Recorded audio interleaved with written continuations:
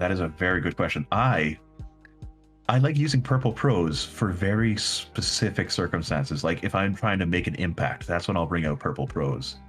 All right, for Like, those that are not technical, like what is purple prose? I have no idea Purple- what that is. Prose is basically prose that is too flowery, too over the top. It's just too much description. It's like And in terms going of, way into the depth. Right. yeah, and in terms of more adult romance, a lot of euphemism, unnecessary. Oh, okay. Yeah. Yeah. Okay. All right. Thanks for the explanation. Unnecessary euphemism, like going over the top. I'm trying to think who was was it Charles Dickens, the actor or the writer who got paid for the word, who was very bad for using purple prose? I think it was because you get paid for the word, might as well pad it out as much as you can. Exactly. Right. Purple And he prose. likes a lot of padding.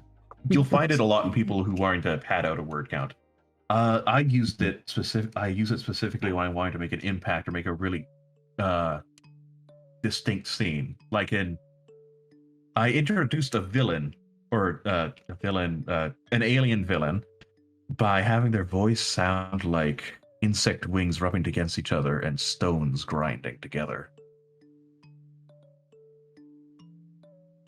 That is Like you have no that idea is definitely what that sounds like, but it makes an impact. That is purple prose used well. However, purple prose used not well is just having that description, that level of description for everything. Right. Mhm. Yeah, I Yeah, never you know liked what? that type of thing. Yeah, me neither. See, It's I'm still stuck on the purple prose from like back in mid double O's and early 2010s, and I'm trying to figure out what the euphemism for what you just said is for, and I'm just sitting here going, well, that's a visual I haven't seen in about a decade and a half. Mm-hmm. it's a like Yeah, I feel like for me, I like to almost bring the audience into my world, just like a little bit. Like I like to have relatable characters, and I feel like my world isn't very purple prose. Would you, Aqua? To Would say you the say that least. you like rely more on archetypes?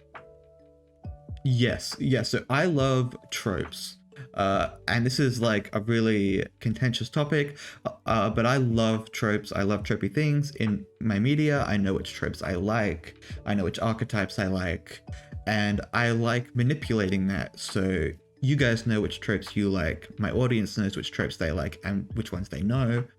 And I like to subvert those and flip those on their head. So instead of creating something entirely new, I just challenge what you know about a particular character or whatever, and I like that the best. It's kind of my comfort food. It's what I appreciate. Yeah, because I can understand like not needing too much description, because if you're relying heavily on archetypes, like it's basically like already established in the reader's mind, and they don't really need too much like description because, oh, this is a nerd, an awkward nerd. Okay, I basically know where this story is going now. Like not like in a predictable way, but as in like, how can I empathize with this character? Yeah. Like well, it's. I'm sorry. Yeah. Yeah, I was like, well, at that point, you gotta wonder how much you're dipping into the Jungian archetypes. Shared consciousness. We all have a shared consciousness. See, I don't use tropes at all. Like I'm really bad at writing. The character definition is really bad. It's one of the things I'm working on is just writing characters and having them be distinct and not just a robot. So it's one thing I do struggle with, and part of that is I don't like tropes and I'm not good at writing them. And I also don't like reading tropes either. See, like for me when I'm reading, because I read a lot of tropey things, I sort of identify the tropes and I know which characters I sort of like. And the thing is, the author usually flips tropes on their head. So I've established that I like this character. They fall into the trope that I like. They're kind of my comfy reading, and then all of a sudden they're the villain, or they're actually not that trope.